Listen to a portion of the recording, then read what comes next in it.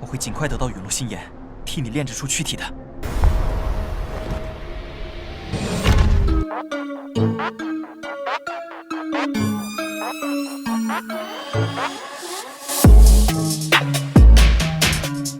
Halo kalian para pecinta Battle Through the Heavens dimanapun kalian berada. Udah siap kancut dengan perjalanan Xiaoyan?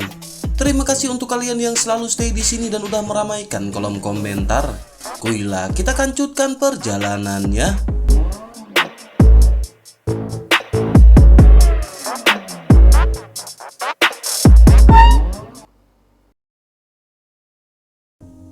Cerita masih berkancut dengan kelompok Xiaoyan yang pada saat ini bertemu dengan Kaisar Xiaoyao. Setelah tenang, Kaisar Xiaoyao pun segera memandangi ke arah semua orang. Sepertinya pada saat ini Kaisar Xiaoyao telah mengetahui karakter semua orang. Matanya pada saat ini menatap ke arah kelompok Xiaoyan dengan dipenuhi kepuasan.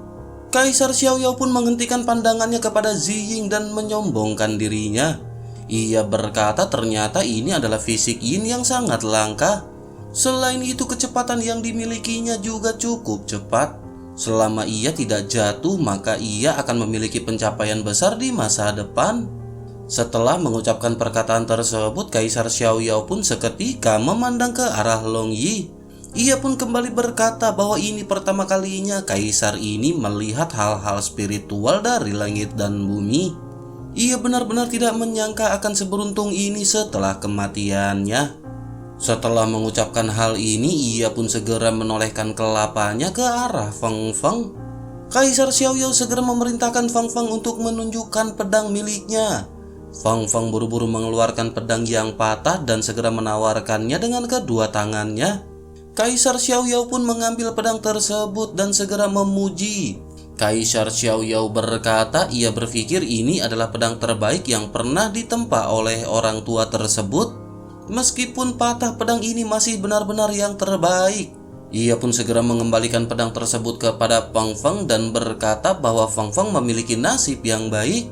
Dengan pedang ini, Kaisar Xiaoyao sangat optimis tentang masa depan dari Feng Feng. Setelah itu, Kaisar Xiaoyao menoleh ke arah King Mu'er dan memerintahkan King Mu'er untuk menunjukkan cambuk miliknya. King Mu'er segera tersenyum dan mengikuti apa yang dilakukan oleh Feng Feng. King Mu'er segera menyerahkan cambuk yang berada di tangannya ke Kaisar Xiaoyao.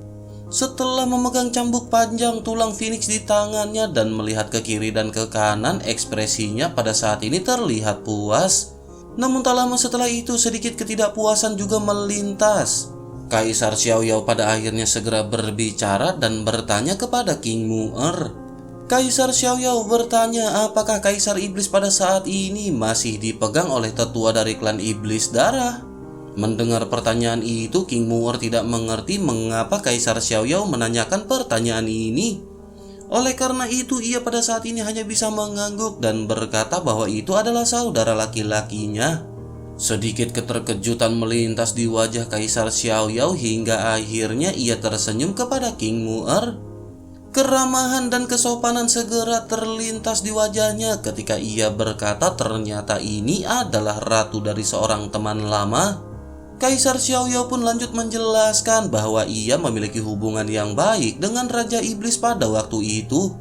Meskipun ia adalah ras iblis sementara Kaisar Xiaoyao ras manusia, mereka benar-benar memiliki hubungan baik dan selalu berteman.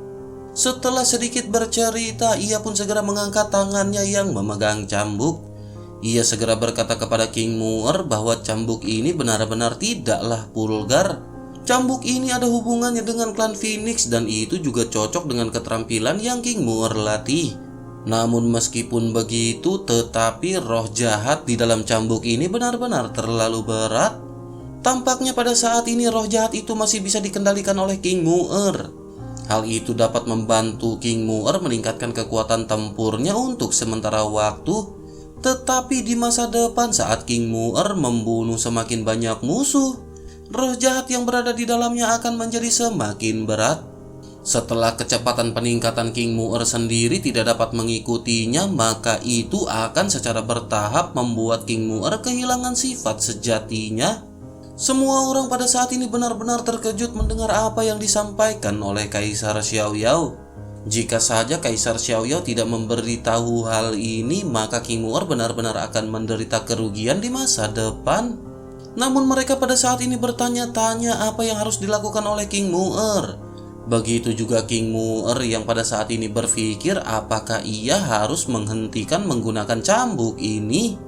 Pemikiran semua orang dan King Mu'er pada saat ini tentu saja bisa ditangkap oleh Kaisar Xiaoyao. Akhirnya ia pun tertawa sebelum akhirnya berkata bahwa cambuk ini benar-benar sangat bagus. Oleh karena itu bagaimana mungkin King Mu'er bisa menyerah dengan mudah? Demi King Mu'er yang merupakan keturunan dari teman lama, maka kaisar ini akan menyegel cambuk ini untuk King Mu'er. Dengan begitu maka roh jahat di cambuk ini akan selalu tunduk dan tidak berani mengendalikan tuannya. Mendengar hal itu, King Mu'er pun sangat gembira dan buru-buru berterima kasih kepada Kaisar Xiaoyao. Namun Kaisar Xiaoyao segera menghentikan King Mu'er yang berterima kasih. Ia lanjut berkata bahwa ia harus menjelaskan sesuatu terlebih dahulu. Setelah ia menambahkan segel ini, maka cambuk King Mu'er tidak akan lagi dapat menarik darah lawan seperti sebelumnya. Oleh karena itu King Mu'er harus memikirkan hal ini, apakah ia ingin menambahkan segel ini atau tidak. Mendengar hal ini semua orang menghela nafas secara diam-diam karena menyadari kekuatan dari cambuk tersebut. King Mu'er juga pada saat ini benar-benar dipenuhi dengan penyesalan. Tetapi King Mu'er menyadari bahwa ia juga tidak bisa menderita di masa depan oleh cambuk ini. Pada akhirnya King Mu'er memantapkan hatinya dengan cemberut dan mengangguk. Pada akhirnya Kaisar Xiaoyao tersenyum dan mengulurkan jarinya dan mengusap kehampaan. Bersamaan dengan itu setetes darah segera mengalir dari jari King Mu'er. Darah ini segera terbang ke tangan Kaisar Xiaoyao sebelum akhirnya Kaisar Xiaoyao menyatukan esensi darah dengan cambuk. Ketika darah ini menetes, cambuk pun menggeliat seolah-olah menolak meronta-ronta. Namun setelah beberapa saat, cambuk ini pun seketika terdiam dan terlihat simbol berwarna sayin di pegangan cambuk. Setelah itu Kaisar Xiaoyao pun segera menyerahkan cambuk ini kembali kepada King Mu'er. Saat menerima cambuk tulang phoenix ini, King Mu'er pun menekan keengganan di dalam hatinya.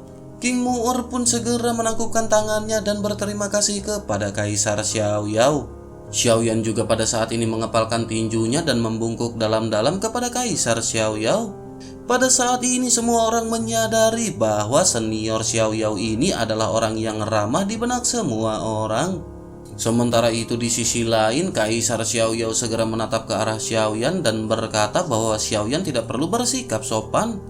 Namun tak lama setelah mengucapkan perkataan ini, alis dari Kaisar Xiaoyao pun mulai berkerut. Kebaikan sebelumnya yang ditampilkan terhadap semua orang pada saat ini berangsur-angsur menghilang. Ekspresinya pada saat ini digantikan oleh ekspresi curiga dan sulit mempercayai sesuatu.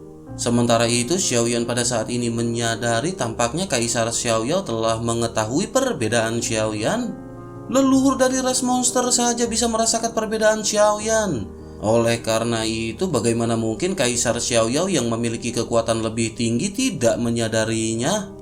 Pada akhirnya Kaisar Xiaoyao pun segera memerintahkan Xiaoyan untuk melepaskan api surgawi miliknya dan biarkan ia melihatnya. Xiaoyan dan semua orang pada saat ini tidak mengerti mengapa Kaisar Xiaoyao yang begitu lembut sebelumnya menjadi seperti ini. Xiaoyan pun tertegun sejenak, tetapi Xiaoyan pada saat ini masih tetap patuh. Xiaoyan pada akhirnya segera menyemburkan api surgawi keluar dari tubuhnya. Kaisar Xiaoyao pun menyipitkan matanya dan merasakan api surgawi ini dengan hati-hati. Pada akhirnya ia pun segera bertanya dengan dingin bahwa ini bukanlah satu jenis api surgawi. Jika tebakannya benar, itu seharusnya terdiri dari beberapa api surgawi.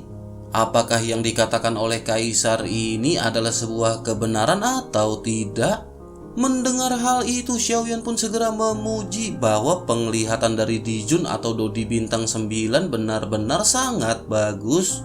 Di sisi lain, mendengar pujian Xiaoyan, Kaisar Xiaoyao pun dengan sikap tegasnya segera berkata agar Xiaoyan berhenti menyanjungnya. Kemampuan Xiaoyan ini benar-benar luar binasa. Ia belum pernah mendengar ada orang yang bisa menggabungkan beberapa jenis api surgawi.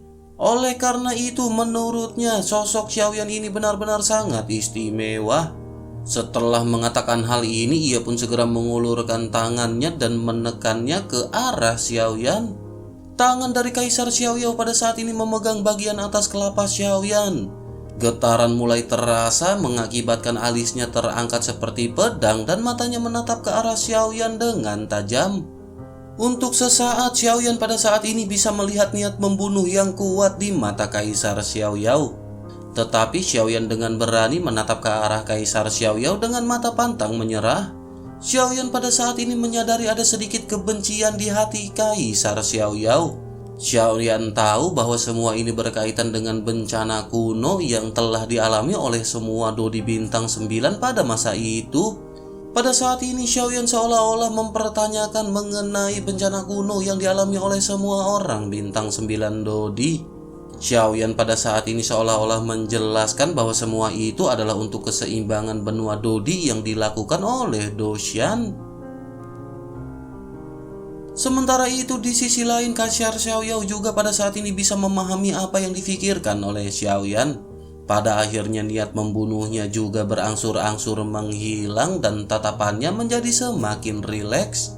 Di dalam hatinya selama bertahun-tahun ia sebenarnya samar-samar memahami kebenaran dari bencana kuno. Setelah dipenjara di tempat ini selama bertahun-tahun yang tak terhitung jumlahnya, ia menyadari bahwa semua yang dilakukan oleh Doshan ini adalah untuk menciptakan kedamaian benua Dodi. Terlebih lagi ia adalah seorang kaisar yang agung dan bagaimana mungkin ia bisa melampiaskan kemarahan ini kepada seorang junior. Sebagai seorang Dodi tahap puncak bintang 9, ia juga telah mempelajari Tao yang merupakan pencerahan. Oleh karena itu, mau tidak mau ia benar-benar harus bisa merelakan semua yang telah terjadi. Memikirkan hal ini, Kaisar Xiaoyao pun segera berbalik menjauhi kelompok Xiaoyan. Aura membunuh yang terpancar juga pada saat ini benar-benar telah menghilang dan Kaisar Xiaoyao telah mendapatkan kembali kedamaiannya. Ia pun segera berkata kepada Xiaoyan bahwa ia tidak memiliki apa-apa untuk dikatakan kepada Xiaoyan. Pada saat ini ia hanya bisa berkata jika Xiaoyan melakukan latihan keras dan bekerja keras terus-menerus, maka Xiaoyan akan bisa naik ke puncak dan barulah setelah itu Xiaoyan bisa melampaui puncaknya. Mendengar kata-kata ini, semua orang masih belum mengerti apa yang disampaikan oleh Kaisar Xiaoyao. Tetapi pada saat ini kelompok Xiaoyan masih mengangguk secara serempak. Setelah itu Kaisar Xiaoyao segera memuji Nan Erming dan Xiaozan dengan santai sebelum akhirnya berharap semua orang menciptakan kecemerlangan bersama dengan Xiaoyan. Kaisar Xiaoyao lanjut bertanya tentang situasi di benua Dodi pada saat ini. Setelah pemahaman dan penjelasan dari kelompok Xiaoyan, Kaisar Xiaoyao pada saat ini hanya bisa menghela nafas. Ia berkata sungguh tidak terduga bahwa setelah bencana kuno itu, semua Dodi bintang 9 benar-benar telah layu. Tampaknya pada saat ini semua Dodi bintang 8 benar-benar tidak mengetahui rahasia untuk menerobos bintang 9 Dodi. Mendengar sedikit penjelasan ini, semua orang pada saat ini menatap ke arah Xiaoyao dengan penasaran. Kelompok Xiaoyan pada saat ini mengharapkan Kaisar Xiaoyao untuk memberikan penjelasan mengenai hal ini. Sementara itu Kaisar Xiaoyao pada saat ini berpikir sejenak. Pada akhirnya ia berkata dengan sungguh-sungguh bahwa setiap kali sebuah bintang menerobos, bersamaan dengan itu akan ada malapetaka kaisar yang sesuai. Apakah semua orang tahu dari mana asal dari malapetaka kaisar ini timbul? Kaisar Xiaoyao pun segera menunjuk ke arah langit dan berkata bahwa itu timbul dari langit. Dapat dikatakan bahwa malapetaka kaisar ini adalah sebuah jalan surga.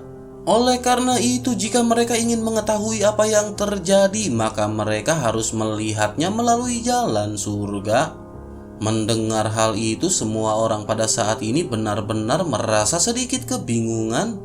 Meskipun mereka tahu bahwa jalan surga adalah aturan yang mengatur pengoperasian langit dan bumi, namun itu semua adalah kehendak dari langit dan bumi itu juga. Dengan begitu berarti semua ini tidak akan bisa ditebak. Kekuatan dari langit dan bumi ini juga tidak dapat diukur dan tidak ada jejak untuk diikuti. Berdasarkan pemikiran ini, semua orang pada saat ini bertanya-tanya bagaimana mereka bisa mengamati fenomena seperti ini. Di sisi lain, Kaisar Xiaoyao pada saat ini melihat kebingungan dari semua orang. Ia pun tersenyum sebelum akhirnya memutuskan untuk tidak membicarakan permasalahan ini dan merubah topik pembicaraan. Kaisar Xiaoyao berkata agar mereka jangan membicarakan hal ini sekarang. Mereka bisa mendapatkan peta untuk menemukan tempat ini dan melewati semua pos pemeriksaan untuk masuk. Oleh karena itu, pada saat ini tentu saja mereka mengharapkan harta karun. Ekspresi semua orang pada saat ini berbinar-binar setelah mendengar kata harta karun. Tetapi kegembiraan semua orang pada saat ini segera pudar saat Kaisar Xiaoyao tertawa dan mulai menjelaskan. Kaisar Xiaoyao berkata bahwa semua orang pada saat ini benar-benar akan dikecewakan. Semua orang datang ke sini untuk berburu harta karun, dan meskipun istana ini disebut rumah harta karun Xiaoyao, tetapi sesungguhnya tidak ada harta karun dan hanya ada Kaisar Xiaoyao di sini. Seketika semua orang pada saat ini benar-benar terkejut mendengar apa yang disampaikan oleh Kaisar Xiaoyao. Hanya Xiaoyan yang pada saat ini pikirannya berubah menjadi tajam. Xiaoyan teringat saat ia melihat Kaisar Iblis tua Suantian di pemakaman iblis. Pada saat itu Xiaoyan juga tidak melihat harta karun di istana. Tetapi pada akhirnya Kaisar Iblis tua Suantian segera mengeluarkan kualianmu dan beberapa resep obat berharga. Oleh karena itu Xiaoyan pada saat ini merasa bahwa Kaisar Xiaoyao sepertinya tidak bercanda. Xiaoyan menyadari bahwa sepertinya harta karun tersebut adalah Kaisar Xiaoyao sendiri. Berdasarkan pemikiran ini, Xiaoyan menyadari tampaknya Kaisar Xiaoyao ingin kelompok Xiaoyan membawanya keluar. Namun pada saat ini Xiaoyan menyadari bahwa Kaisar Xiaoyao ini adalah sisa jiwa yang tertinggal. Oleh karena itu Xiaoyan bertanya-tanya apakah sisa jiwa dari Kaisar Xiaoyao ini bisa bertahan lama setelah muncul. Bersamaan dengan Xiaoyan yang memikirkan hal ini, Kaisar Xiaoyao ternyata telah mengetahui pemikiran dari Xiaoyan. Ia pun segera tertawa dan berkata bahwa ia tahu apa yang dipikirkan oleh Xiaoyan. Pada saat ini Xiaoyan pasti berpikir Kaisar Xiaoyao ingin pergi bersama dengan kelompok Xiaoyan. Tetapi Xiaoyan juga menyadari bahwa sepertinya itu tidaklah mungkin. Xiaoyan berpikir bahwa Kaisar Xiaoyao hanya sisa jiwa dan tidak bisa hidup lama setelah muncul. Mendengar hal itu Xiaoyan pun segera terkejut. Xiaoyan segera menyadari betapa kuatnya Kaisar Xiaoyao ini saat ia hidup. Ia benar-benar mengetahui apa yang ada di dalam pikiran Xiaoyan, seolah-olah ia bisa membaca pikirannya. Sementara itu di sisi lain, Kaisar Xiaoyao pada saat ini segera lanjut tertawa dan mulai menjelaskan kepada Xiaoyan. Dengan sedikit bangga, Kaisar Xiaoyao berkata bahwa ia akan memberitahu semua orang. Pada saat ini jiwa dari Kaisar Xiaoyao ini bukanlah jiwa yang tersisa tetapi jiwa yang utuh. Mendengar hal itu semua orang dari kelompok Xiaoyan benar-benar terkejut. Kelompok Xiaoyan menyadari selama jiwa dari seorang Dodi tidak lumpuh, maka akan ada kemungkinan ia akan bisa hidup selamanya. Selain itu ia juga benar-benar akan bisa dibangkitkan kembali menjadi manusia seutuhnya. Menyadari hal ini Xiaoyan pada saat ini juga benar-benar sangat bersemangat. Namun bersamaan dengan pemikiran ini, keraguan-raguan pun segera melekat di benak Xiaoyan karena itu adalah jiwa yang utuh. Mengapa Kaisar Xiaoyao tidak keluar sendiri dan mungkinkah ada beberapa batasan di tempat ini? Menyadari pemikiran dari Xiaoyan ini, Kaisar Xiaoyao kembali tersenyum dan mulai menjelaskan. Kaisar Xiaoyao berkata bahwa ia pada saat ini benar-benar tidak bisa keluar dengan kekuatannya sendiri. Tempat ini telah dibangun oleh Doshian untuk membatasi pergerakan dari Xiaoyao. Setelah itu Kaisar Xiaoyao pun segera menjelaskan siapakah sosoknya di masa lalu. Semua orang pada saat ini terkejut mendengar cerita dari Xiaoyao yang merupakan orang terkuat pada saat itu. Kelompok Xiaoyan pada saat ini menyadari pasti Kaisar Xiaoyao ini merupakan seseorang yang berada di puncak bintang 9 Dodi. Sementara itu di sisi lain, Kaisar Xiaoyao pada saat ini lanjut menjelaskan kepada semua orang. Kaisar Xiaoyao berkata bahwa pada saat itu ia benar-benar tidak ingin bersaing untuk mendapatkan kekuasaan. Pada saat dahulu ia mengabdikan dirinya untuk mengolah Tao atau sebuah ilmu pencerahan. Ia hanya ingin menerobos belenggu yang belum pernah ia dengar ada orang yang menerobosnya. Tentu saja semua orang pada saat ini mengetahui mengenai keberadaan Doshan. Kaisar Xiaoyao benar-benar sangat penasaran dengan keberadaan dari Doshan, penguasa benua Dodi. Oleh karena itu ia terus berkelana untuk mempelajari ilmu Tao atau pencerahan. Setelah banyaknya perjalanan, ia menyadari bahwa untuk menerobos dari bintang 9 Dodi ini benar-benar harus menguasai ilmu pencerahan atau Tao.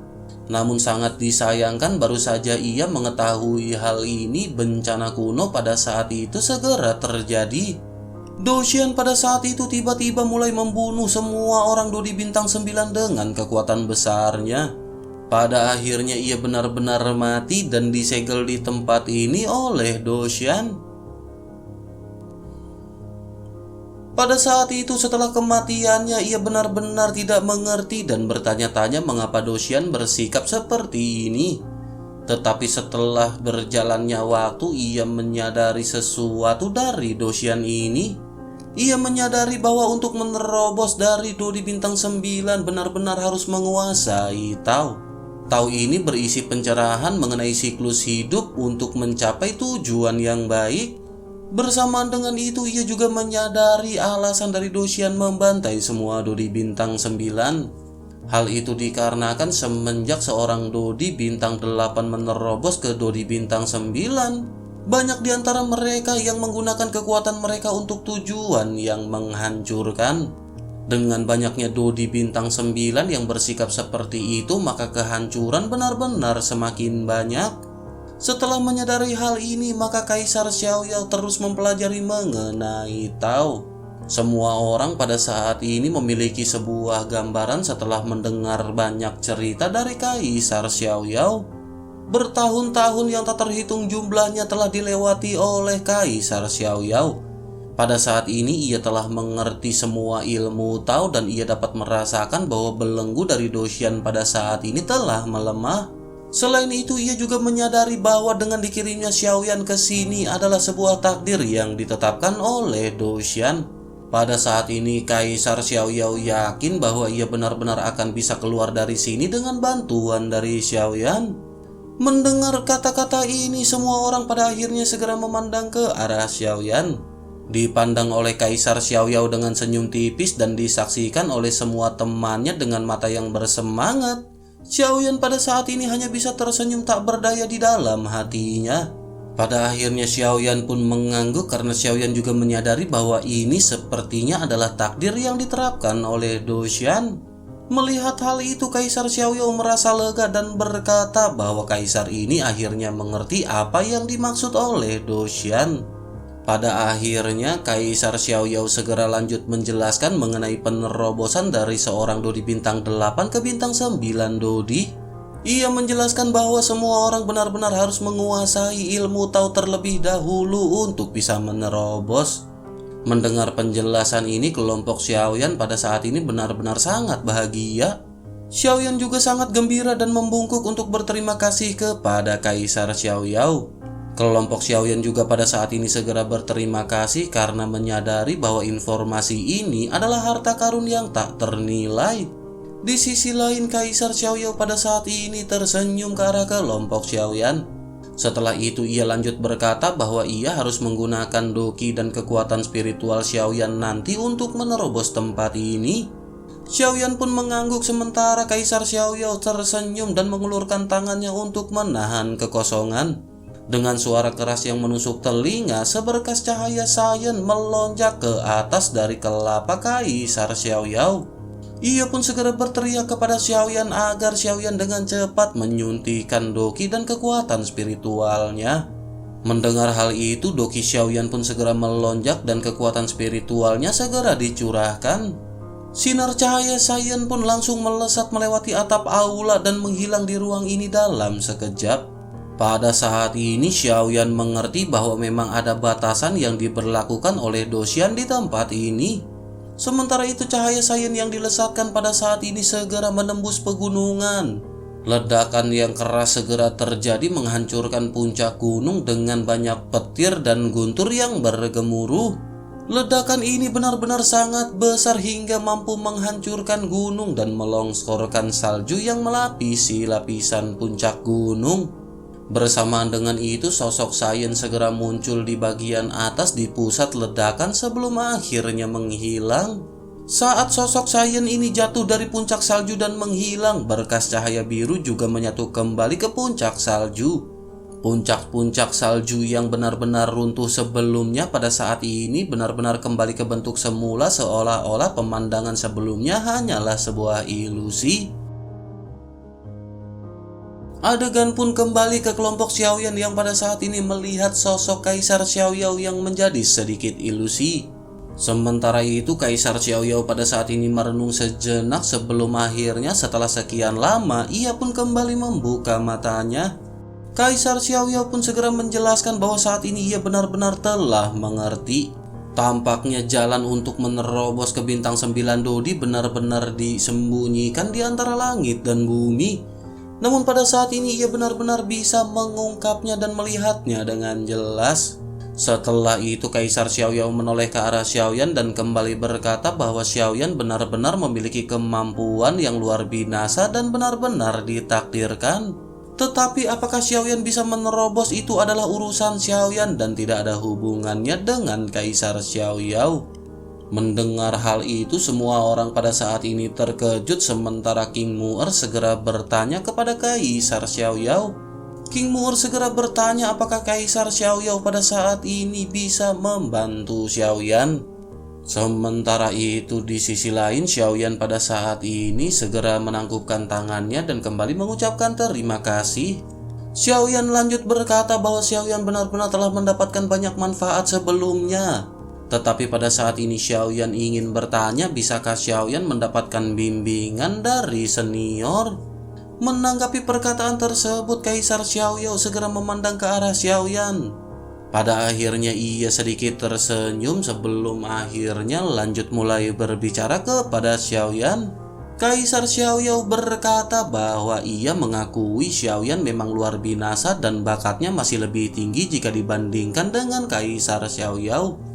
Selain itu, Xiaoyan juga memiliki takdir yang ditentukan dari Doshian. Oleh karena itu, Kaisar Xiaoyao percaya selama ia membantu Xiaoyan, Xiaoyan akan dapat berdiri di puncak dan bahkan menembus puncak tersebut di masa depan. Namun untuk merealisasikan hal itu pada saat ini ia memiliki sebuah syarat. Mendengar hal itu, Xiaoyan pun segera bertanya dengan cemas apakah persyaratannya. Kaisar Xiaoyao pun tersenyum dan berkata bahwa Xiaoyan harus menjadi muridnya. Mendengar hal itu, Xiaoyan terkejut sesaat dan merasa senang di dalam hatinya. Bisa memuja seorang Dodi bintang 9 terkuat seperti Kaisar Xiaoyao sebagai gurunya adalah berkah yang tidak bisa didapatkan. Xiaoyan pun segera mengangguk dan berlutut untuk bersujud kepada Kaisar Xiaoyao. Sementara itu Kaisar Xiaoyao pada saat ini segera menghentikan Xiaoyan dan memerintahkannya untuk menunggu. Kaisar Xiaoyao lanjut berkata bahwa ia tidak peduli seberapa banyak guru yang Xiaoyan miliki. Tetapi setelah Xiaoyan memujanya sebagai gurunya, ketika Xiaoyan menerobos ke puncak Dodi, maka Xiaoyan harus berteriak ke langit dan membiarkan seluruh Dodi mengetahui Xiaoyan adalah murid dari Xiaoyao. Mendengar hal itu, Xiaoyan mengerti apa maksud dari Kaisar Xiaoyao menginginkan hal ini. Pada akhirnya Xiaoyan mengangguk menyetujui persyaratan tersebut. Xiaoyan mengerti bahwa Kaisar Xiaoyao ini tidak hanya ingin membuat Xiaoyan mewujudkan mimpi untuknya, tetapi ini juga bertujuan untuk melawan dewa dengan prestis yang dilakukan oleh Kaisar Xiaoyao.